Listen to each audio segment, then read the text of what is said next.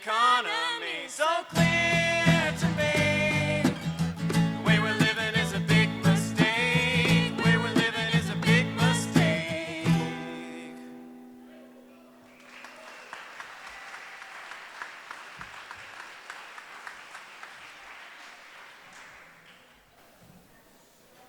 So I was really privileged to be part of a workshop this morning done by Dennis from Climate to Thrive, and I loved his talk and how it's so heart-centered and showing compassion for people who don't already see the truths that we see, and understanding that, you know, they're not bad people. They've been told a different story. They have a different set of experiences and have come to a different conclusion. And so the way to reach them is through compassion, understanding, and dialogue, conversation, not judgment or ridicule or belittling. So this is a song about following your heart and finding your passion. This has a part that, you know, we'd really appreciate if you would join with us. You know, for us, each song is like a prayer. It's our form of this work in the world. And if you can join us, it'll give more power to that intention. And there's no words, it's just, you know, you'll pick it up. It's really easy. So this is called The Calling.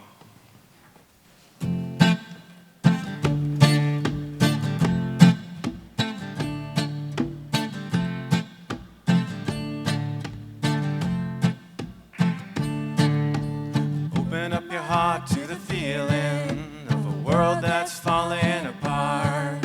I cry for my part in all the killing, but I'm helpless, not knowing where to start.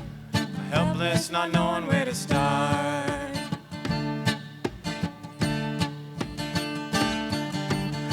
My friend, she told me how they tried to block her way.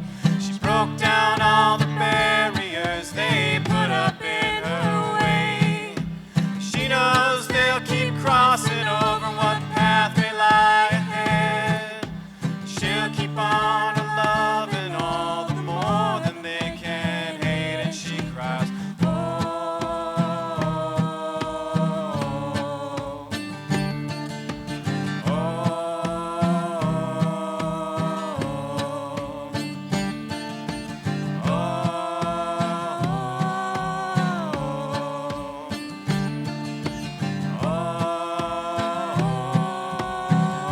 oh, join us on that next time around, all right? My friend, I told her how I'll walk the easy way. By privilege and promised land, I am now here today.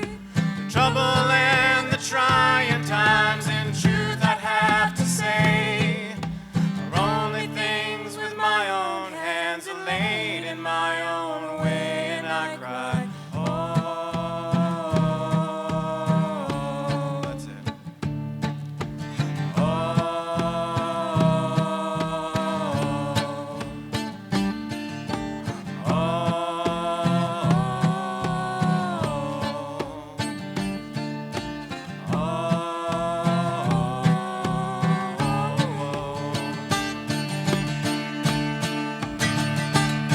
I got blood on my hands and it changes my perception of my place in the matrix, my complicity in all that is wasted. I'm waking up to answer the call, and it's happening, no more time for questioning. It's happening, do what your love is demanding. It's happening, consciousness awakening. It's happening, answer your own calling, and you'll cry, oh. Come on now, from the heart. Oh,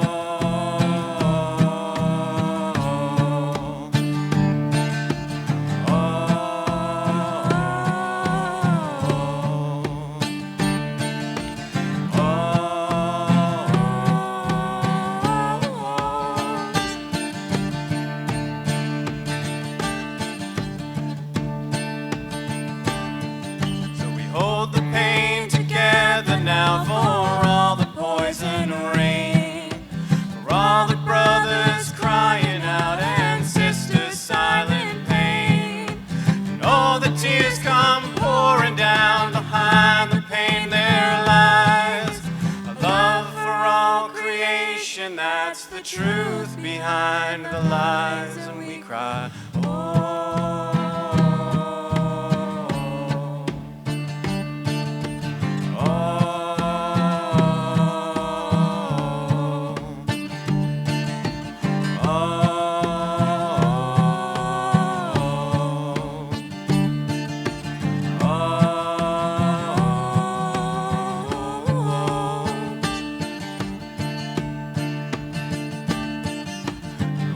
Our hearts to the feeling of a world that's falling apart. We cried for our part in all the killing, but we're moving now, following our hearts. Moving now, following our hearts. We're answering the calling of our hearts. Answering the calling of our hearts, and we all cry, oh.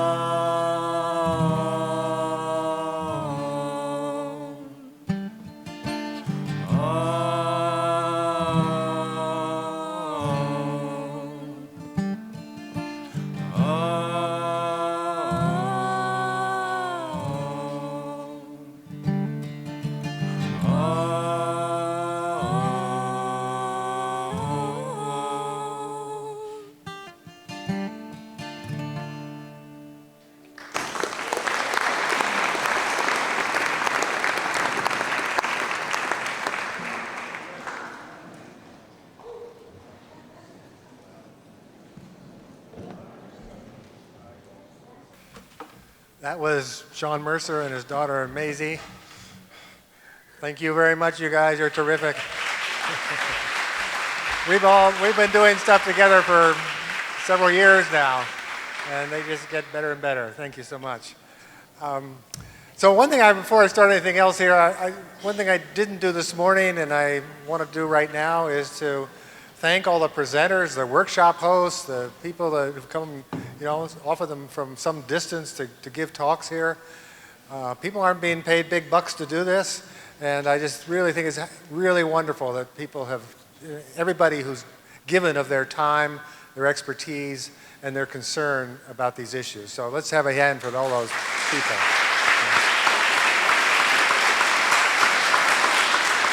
Thank you. So now, what we're going to do now is just continue what we did this morning a little bit. It's going to be voices of young people alternated with some of the solution stories. And the very first one we have is Ray Yardy, who is one of the founders of the window dressers movement. If you don't know what that is, here's Ray to tell you all about it. Yeah, right. Let's talk right in. Thank you.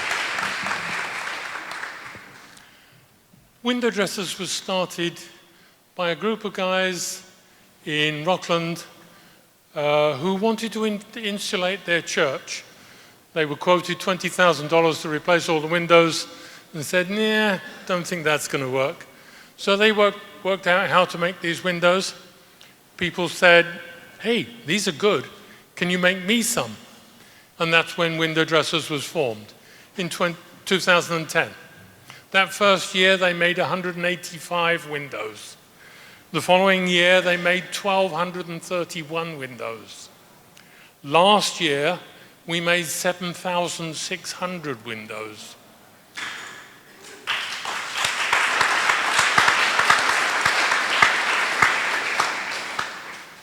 We've saved, we estimate, it's been calculated by the University of Maine environmental folks, that we've saved somewhere about 800,000 gallons of fuel by keeping people warmer so they don't crank up the heat, etc., etc.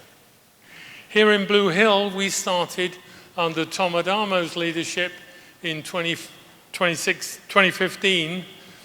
We worked in the Brooksville basketball court, and we built 300 windows that year. Did roughly the same the following year. And then in 2017, Ellsworth started a group, and between us, Ellsworth and Blue Hill combined produced over 500 windows. Again, last year, over 500 windows. This year, we're going to be working solely in Ellsworth for an assembly, although we're covering all of the Blue Hill Peninsula.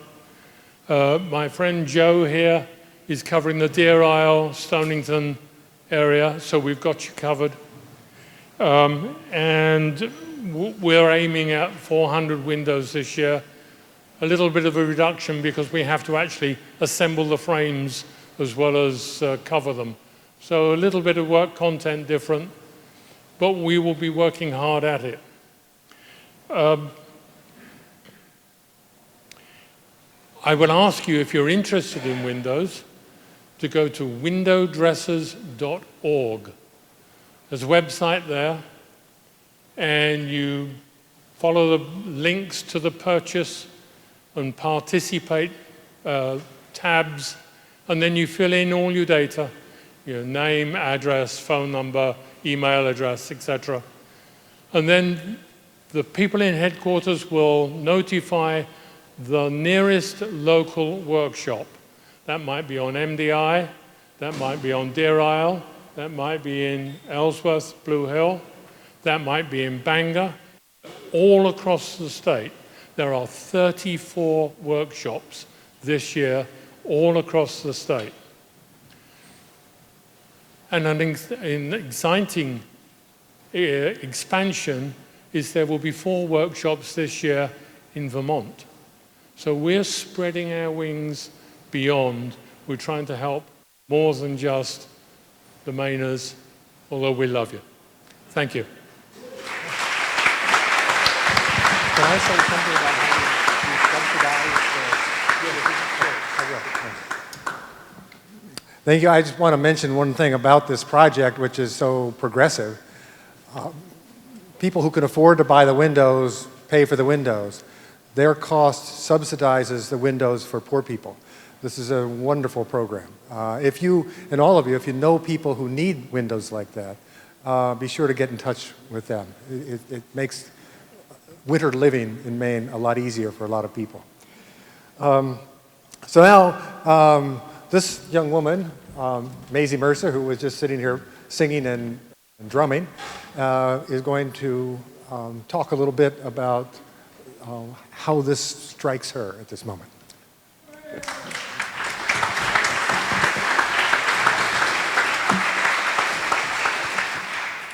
So this morning, I was in a full panic. I hadn't written anything, and I was having trouble putting words down on paper. I was thinking, what do I want to write? What do I want to write? I couldn't focus. So I took a second and a breath, and I thought about how much I love the earth and how much she gives us, and that's how I got this. Everything in this world is balanced. There is a system. Everything works together with something else. Even us. We love the big farms that bring us food and the companies that sell us water. We love the trees that make our houses stand straight and the clothes that keep us warm. We love these things so much, we just had to give back something. We love the ocean so much that when we overfished her waters, we felt so bad, we gave her all of our chemicals to replace them. We appreciate the trees that give us oxygen so much, we couldn't help but cut them down to make paper. We adore our Mother Earth so much, we give her back the oil we once took from within her depths. We let it spill into her rivers, oceans, leaving plant and animal life drenched in it. But all my life's a circle, and what goes around comes around. So does our Mother Earth love us as much as we love her?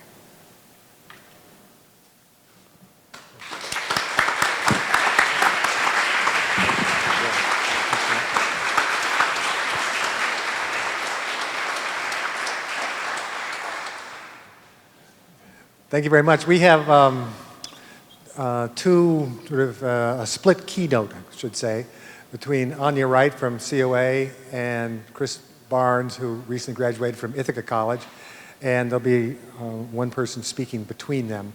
But the first one is Anya. She's a junior at College of the Atlantic, studying environmental policies, and she's our next speaker. Thank you very much.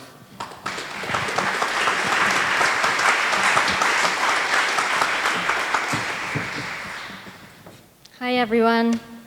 How's everybody doing in the heat? Thanks to everyone who organized this conference and for inviting me to speak and for coming out today in this heat. Originally, I was going to start with us all getting up and doing a little stretch, but it's hot, so I am going to take a different approach. I was thinking we could all close our eyes for a second and take a couple deep breaths. And picture yourselves like 10 or 15 years in the future. We are on track to solve the climate crisis. And think about what that looks like to you. Maybe it looks like a stable lobster population. Maybe it looks like an influx of farms using agroecological practices. Maybe it looks like the implementation of 100% renewable energy. Maybe it just means like getting a good night's sleep. Whatever it means to you, all right, open your eyes, come back to the present. I just think about how we spend so much time fearing the future and thinking about the future and how scary it looks, or learning about potential solutions, but not about how to achieve them, and not a lot of time imagining and being hopeful about the future. So I just think that those moments are so important. So I am a senior at College of the Atlantic, or going to be a senior. And I've been working a lot with climate justice the past few years. Can you guys raise your hands if the term climate justice rings a bell to you? Cool, okay, a lot of folks, awesome. And so climate justice is so important because it recognizes that the climate crisis is an inherently ethical, social, and economic issue and not just an ecological one. And so when we think about the climate crisis as it's been talked about historically, you think about it's seen as a primarily environmental issue. So you think about like greenhouse gases or rising sea levels or heat, and it's missing the critical component of people. And that's a conversation that we need to have more. Climate change will affect everyone, but impoverished, developing areas, marginalized and poor communities are going to bear the brunt of climate impacts. And that's so important to think about when we're thinking about how to solve it. And this is because, for a couple reasons. So poor countries and poor people in the US are subject to environmental violence, like being surrounded by polluting industries, air pollution. If you look at examples like Flint, Michigan, where it's a poor community, a community of color primarily, and they're having to fight so much harder to just get the basic human right to clean, drinkable water. Also, so marginalized people often have less access to resources, aid, and support during and after extreme weather events such as flooding or hurricanes or earthquakes. I just went to a really beautiful talk by a lawyer from Louisiana named Colette Pichon-Battle, and she was talking about her experience after Hurricane Katrina as a person of color and how difficult it was for her to get the aid and support that she needed coming from a poor community. So also proposed solutions to the climate crisis have unequal impacts on the voices of the most affected peoples, and they're often not included in decision making. I just spent this winter in Poland at the COP24 conference, and something that stood out the most to me was seeing a presentation by the president of the Maldives, which is a small island state in the South Pacific. And his key message was that his people are preparing to die, that their island is about to be swallowed up by sea level rise and they're about to lose their country. And that is not being reflected in international agreements like the Paris Agreement. That urgency is not being reflected, and their people are at extreme risk. And this is also so important to understand because developed countries like the US have had the largest historical contributions to the climate crisis. So like Rob was saying earlier, the Pentagon has one of the largest carbon footprints of any country, or one of the largest carbon footprints of anyone in the world. And so these countries have become rich as a result of carbon-intensive industry and exploitation of the rest of the world. And so we need to be held accountable for our historical responsibility when it comes to the climate crisis. And so some of my work surrounding climate justice is I've been working this summer on creating a climate justice curriculum with some other students at College of the Atlantic. And so I've been bringing together lots of this really incredible grassroots work that people have been doing all over the world and putting it into one online location, which is going to be coming out at the end of August, climatejusticeinfo.org. And so it's like a breakdown of 24 different topics. So we have adaptation, water, agriculture, and we're bringing together resources that are going to help people understand more why the climate crisis is not just an ecological issue, but it's an issue of justice. And so the other part of my work and part of why I'm here today is as a youth activist and a representative and a youth voice advocating for climate justice and action. And I got involved in this kind of by default because I'm 22, so I'm a youth. And I also got involved with this working with a young woman from Sweden named Greta Thunberg, who many of you may know. She started the youth strikes that many of you may be following today. And I worked with her when I was in Poland at the COP conference that I just mentioned. And working with her was incredibly inspiring. She's a very driven young woman. Part of my job with her was working as a media liaison. And then I was also, the conference was 10,000 people in a very small space, so part of my job was helping her get from place to place. So I was kind of a bodyguard, which is funny because I'm only 5'2". But she's only 4 foot something, so it worked out okay. And her message is so strong and has resonated with so many people. And this urgency of her asking people to act like the world is on fire, because it is. And that's really a feeling that a lot of youth have today, where we're looking into our future, we're going to college, we're planning for our futures, but that future is uncertain. And the Paris climate, or the International Panel on Climate Change has told us that we have 10 years left to act before climate change becomes irreversible. And that's something that me and a lot of youth think about every day. So in Maine, I'm working with a group called Maine Youth for Climate Justice. And we're working within the state to try and bring these concepts of climate justice to this area and make it a little bit more localized.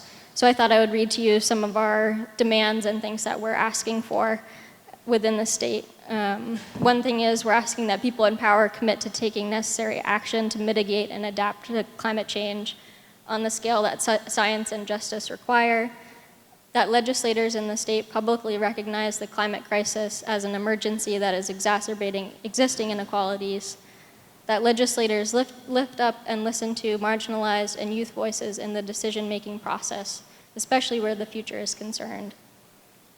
Climate comprehensive education in schools, a Green New Deal, and a transition to 100% renewable energy in 2030. And as youth in Maine, we see these steps as really necessary to ensuring that we have a future within this state. And so I thought I would just wrap up with a few takeaways. The first being just educate yourself and make sure that you are always learning about this. The science and knowledge that's out there about climate change is ever progressing. And it's so important when you hear about solutions to ask, is it just, and is it going to help everyone? Or is this just something that looks pretty but won't actually help everyone?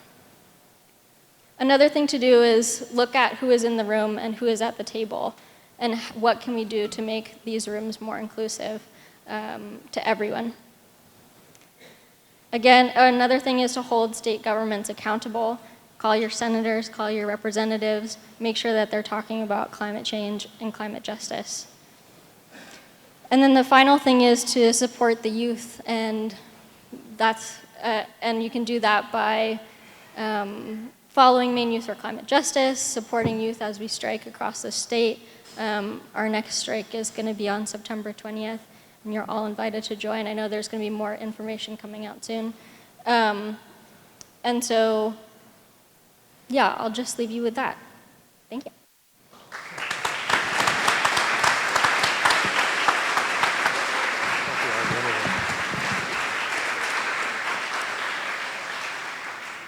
Thank you, Anya. So next we have Gabriella Wellman, who's going to talk about activism in Blue Hill. One of their next projects is see if they can get a pesticide ban in Blue Hill. And I don't know what else she's going to talk about, but she'll tell you.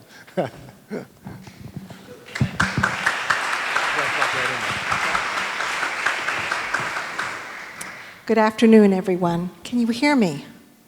Yeah? Okay. So several years ago, many years ago, when I don't even remember, there was a group that was talking about trash, and I got involved and doing more kind of a garbage to energy kind of a system.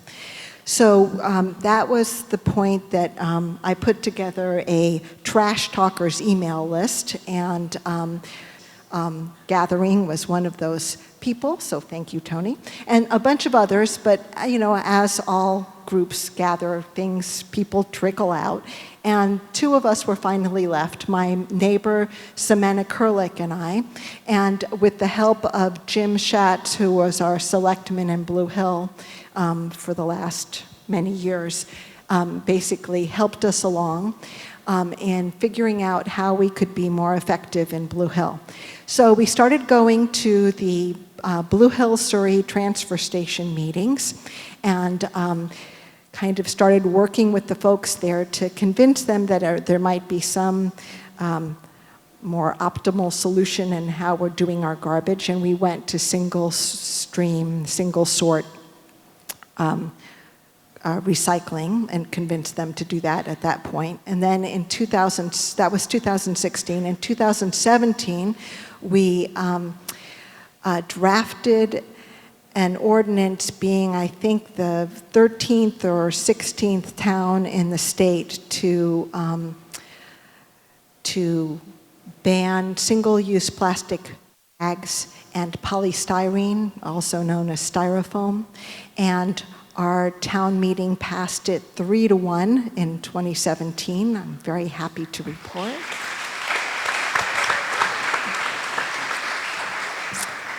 And now we are focusing with the increasing incidence of chronic diseases and childhood illnesses on the health aspects of pesticides and working on a pesticide ordinance in Blue Hill. So that's going to be our next thing. And we'd like your help if anybody is interested in talking to folks, educating ourselves, and educating each others. We would love your help. So you can either email me at gabriellewellman@gmail.com, or you'll find me someplace. Anyways, we'd love to start talking about that in Blue Hill, and maybe like so many other places, like we'll be, if we are able to pass this, we will be, I think there's already been a number of towns and cities in Maine that have passed it, so maybe the state will follow suit. So we can all hope and do our part. Thank you.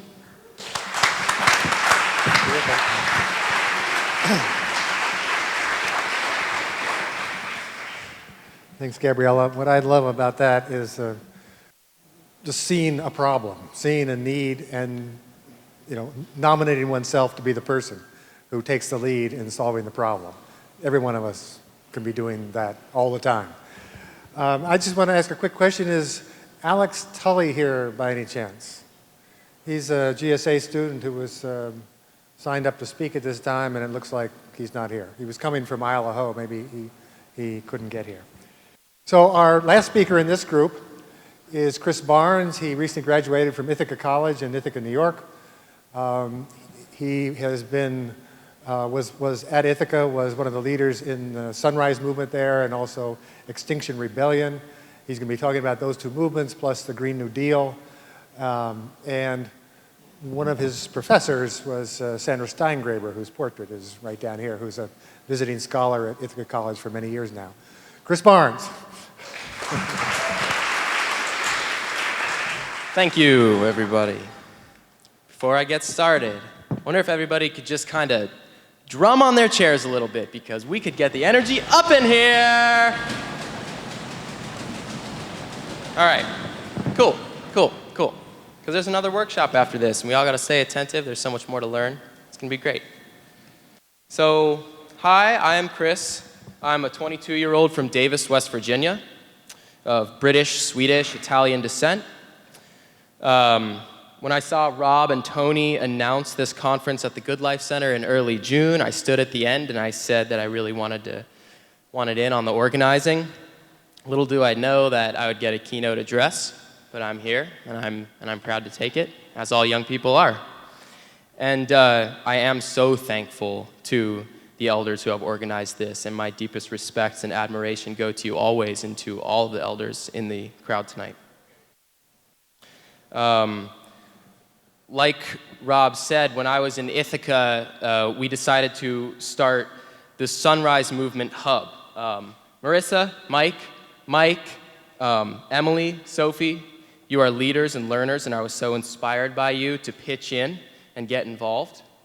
And together, along with dozens and dozens of Ithaca College students, and eventually hundreds of Ithaca community members, the Sunrise Movement Ithaca was able to lobby the city council to pass a Green New Deal resolution to take bold and transformative action that sets goals for the city to be carbon neutral by 2030 with 100% government operations using renewable electricity by 2025, and the city's vehicle fleet reduced by 50% by 2025. And just to speak on the Green New Deal for a moment, I think that a quote here, part of what Grace Lee Boggs has been quoted as saying is that people are ready to do something, but they don't know what it is. They're not sure how to step away from the status quo. This morning I was reading a lot of articles, both from the left and the right, about the Green New Deal, and it's clear that very few people agree on what the Green New Deal is written to accomplish now, let alone what it may accomplish in the future. But nobody for a second, especially on the left, should give up on the Green New Deal. Because as Grace Lee Boggs said, we are at a turning point in human history where we are ready to make a decision to save our fate as a species. And the Green New Deal contains the cornerstones. It contains the social justice aspects. It contains reducing fossil fuel emissions the fastest. And it contains always an awareness that blue-collar workers who up to this point have not shown a lot of appreciation for the ideals of the Green New Deal will be protected when transitioning into economies that run on renewable energy. We can't give up on this. We can't give up on spreading this message. It's absolutely essential. This is going to take mass mobilization. That's what the Green New Deal is. So, just wanted to plug that.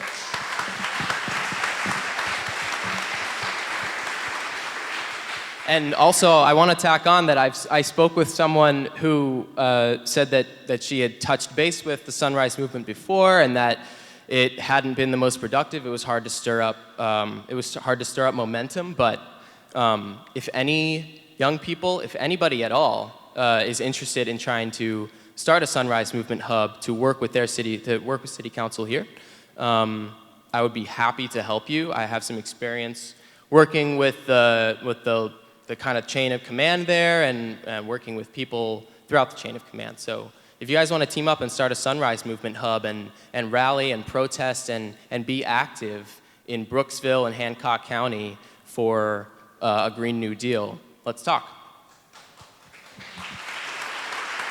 So I'm going to switch gears now. Talking to people over the past few weeks about this conference, here are a few quotes I wrote down during or after conversations, maybe at the farmer's market, at work, out on the street, in the laundromat.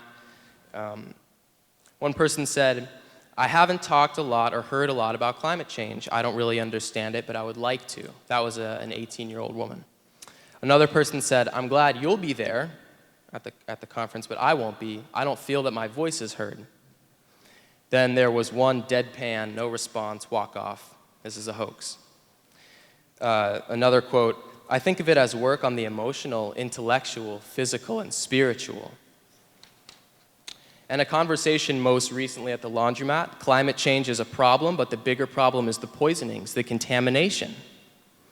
And then I was about to celebrate the Climate Council bill. I said, Janet Mills, right? Start this conversation with Janet Mills. And a new friend of mine who, she's very dear to my heart, and an elder, she said, before I could get into celebrating it, she said, yeah, I'd punch Janet Mills in the face.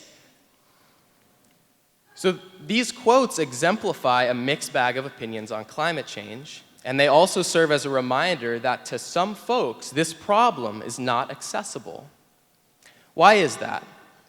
It's easy for us, and I mean us as people in this room today who think, talk, read, write, work to develop solutions on the climate crisis maybe every day. It's easy for us to ask why. But what's our barrier to discovering an answer? I think that barrier lies in us factoring in our privilege and the privileges that we have. It's important to actively acknowledge that climate change, first and foremost, whenever we work on solutions, is really the overboiling of colonization.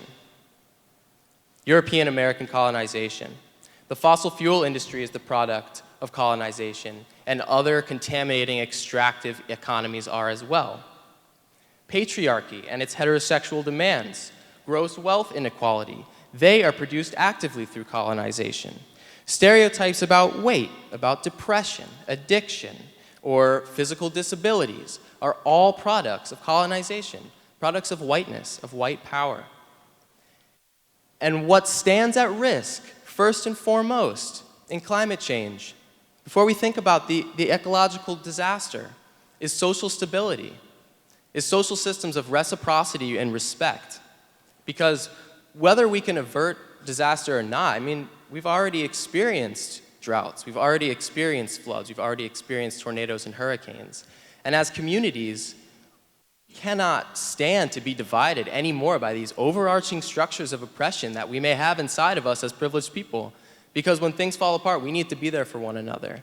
And this is especially important for my generation to start to grasp now, because the steps we take to have courage and face our inner fears and come out and use our privileges for betterment is going to be make or break.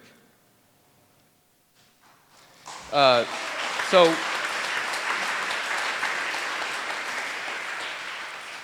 race theory and racism are produced actively through colonization to this day. Sacrifice zones where people of color are poisoned with water, soil, and air contaminants are products. And a lot of us here today are white, and that's not just my eyes talking. As of the 2010 census, 94% of Maine, just like my home state of West Virginia, is white.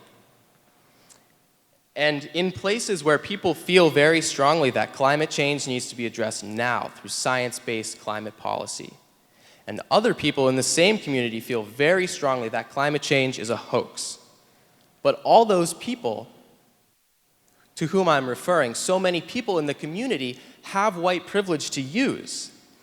It's easy to forget that pointing fingers or encouraging one choir to sing louder than another is an abuse of that privilege. We have a political system and an overarching process of structures that leave us little room for disdain or us versus them mindsets within these communities. Courage is in facing fear, feeling fear, and acting on the renewal gift we all have, which is hope. Hope is what got me to introduce myself to Rob and Tony and other organizers of this event. Hope is also what emboldens me to ask people who disagree with me how they feel about this, what they live by in the same moments that I live by this work. It's a different tactic than marking enemies. Donald Trump is my enemy. Legislators under his spell are my enemy. People who vote for him are my neighbors. And the final decision of each of ours, but I guess today I wanted to try to support the idea that despite someone's ethics lacking, hope defines a path of mass mobilization. Last night I read a post on Facebook from a mentor in Ithaca, Marianne Grady, and she was sharing verbatim a speech that Cornell professor Russell Rickford, who specializes in African American political culture after World War II, the Black radical tradition, and transnational social movements. He gave this aloud recently at a rally protest in Ithaca to talk about ICE detention centers. And because of the timeliness of me seeing it and the accuracy to this topic, I just wanted to share a few sections of his speech. They're maybe a little lengthy, but I think they're very important to hear.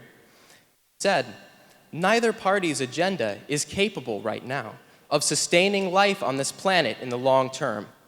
Neither party offers a genuine vision of economic democracy, peace, and climate repair. There are individual exceptions, of course, like AOC, but she and other dissident politicians are to be neutralized by the democratic establishment on behalf of their corporate overlords. As always, working class and poor people will be left to defend themselves." He went on to say, "I am here today because I believe in the potential of mass mobilization. I believe the left must meet people where they are. I believe the resistance, or at least elements of the resistance, can be radicalized. But I also believe the left must distinguish itself from liberalism, that we must explain our politics to the masses, that we must offer an alternative analysis that everyday people can understand and that they can use to confront the contradictions of their own lives." That was Russell Rickford. And when he says we must explain, I interpret that as we, working class leftists, must explain. Because we can't just leave reaching across the aisle to legislators. Right? Like, there aren't enough of them to change the world, and right now they're not getting it done. Nothing goes to show that they've ever really gotten it done. And we, the working class people, will bear the brunt of changes in climate, changes in our ecosystem, changes in our social structure for the better or for the worse. So it's our job in our communities to reach across the aisle, whether that be the aisle in your classroom, whether that be the aisle in trade winds, whether that be the aisle, it's our job to understand that compassion and hope leads to mass mobilization, and that, if we feel that we're in the right, we have, who was it? One of the singers here said that people have been told different stories, and they've reached different conclusions, and that's not their fault. Our truths are different, but we need to share our truths openly. We need to learn to deal with our differences. Ultimately, our goal in strengthening our ethical backbone, knowledge of my privilege, the oppressive systems that I am complicit in daily, no matter how hard I try, via my purchases, via my vacation taking, via my media and entertainment intake, is to be ready for allyship.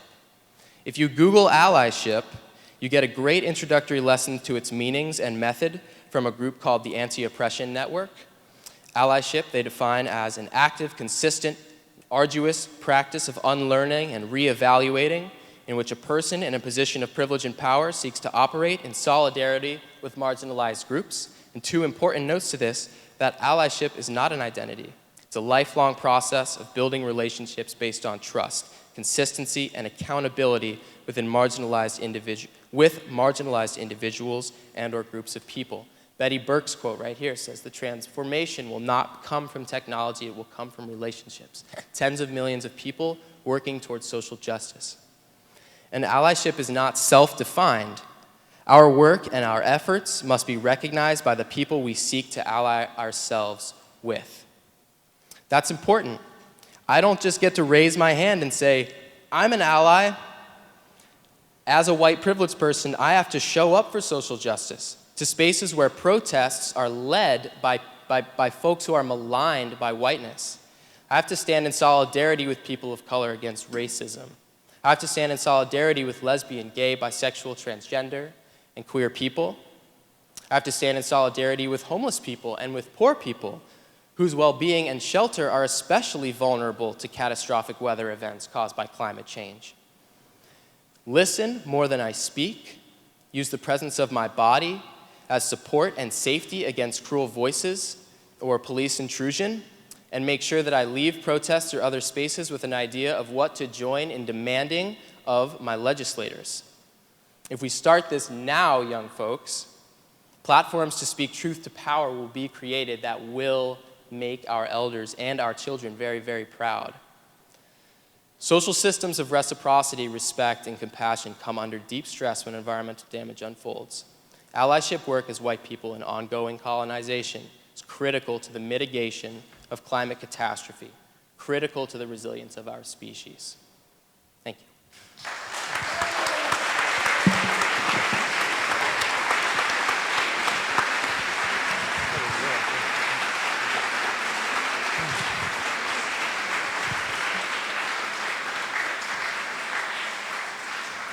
Thank you, Chris.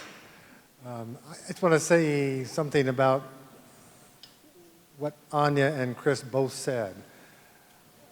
There's I think all of us are feeling an enormous urgency of the climate, and that if we don't deal with this, the other issues won't be able to be dealt with at all. This has got to, we've got to do this. However, if somehow we were to, through the eye of that needle and come out with the same relationships, the same hierarchies, the same sexism and racism, the same disrespect for people of other cultures and genders as are rife in the society now, what would really have been gained? I mean, it is important to continue our lives, and we know that, and the lives certainly of other species. But I was just listening to them and thinking, this is so central to this. This is an opportunity, not just to, fix a problem with the way we've been using energy and living and destroying life on this planet. It's also an opportunity to change, the very way we've been with other people, to really make a difference in terms of justice, to really make the compassion we talk about real, to find out that we can build a society that's really based on economic democracy, and care about that deeply. I couldn't be more impressed with the both of you and what's so important to you. So, and all the other young speakers.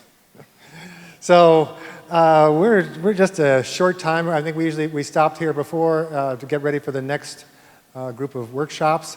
We're going to go on to those then, and then we're going to have a kind of finale.